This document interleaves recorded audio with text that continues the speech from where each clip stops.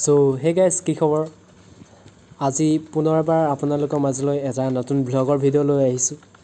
গতিকে ভিডিওটো চাই ভাল পাব বুলি আশা থাকিল। আৰু ৰেগুলাৰ ভিডিও আপলোড কৰিব নোৱাৰাৰ বাবে সৰি, মোৰ স্বাস্থ্যটো অকমান বেয়া। আপোনালোকে ইতিমধ্যে মোৰ মাতটো শুনি গম পাইছে চাগে গা বেয়া বুলি। সো বনাইছো আৰু এনেকৈ অকমান চাওক ভিডিওটো। আৰু ভিডিওটো চাই যদি অকণমানো ভাল পায় তেন্তে লাইক কৰিব, শ্বেয়াৰ কৰিব আৰু চেনেলটো ছাবস্ক্ৰাইব কৰি দিব। कोई तरीका है भीख मांगने का? আৰু নেক্সট ব্লগৰ কাৰণে আপোনালোকে অকণমান अबे जल्दी बोल, कल सुबह पनवेल निकलना है। আৰু নেক্সট ব্লগ 2-3 সপ্তাহমানৰ পিছত আহিব। স্বাস্থ্যটো অকণমান ৰিকভাৰ হৈ লওক বুলি ভাবিছোঁ, তাৰপিছত পুনৰ আকৌ ব্লগবোৰ দিবলৈ ষ্টাৰ্ট কৰিম। চ' এতিয়া এই ব্লগটোকে এনজয় কৰক।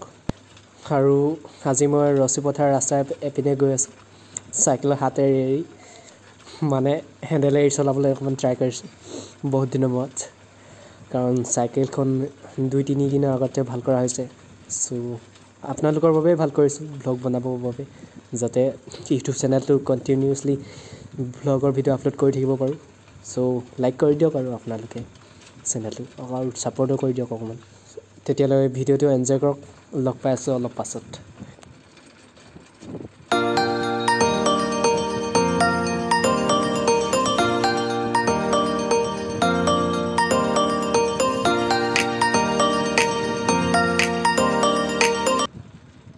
আৰু আপোনালোকে দেখিবলৈ পাইছে গাঁৱৰ পথাৰৰ কি ধুনীয়া পৰিৱেশ, আৰু ৰাস্তাটো বহুত ধুনীয়া। চাওক এইবোৰ কঠীয়া কিমান ধুনীয়া লাগিছে পথাৰৰ মাজত, আৰু ডাৱৰখিনি আকৃতি দেখিবলৈ খুবেই ধুনীয়া। আপোনালোকে দেখিবলৈ পাইছে। চ' কেনেকুৱা লাগিছে কমেণ্টত জনাব।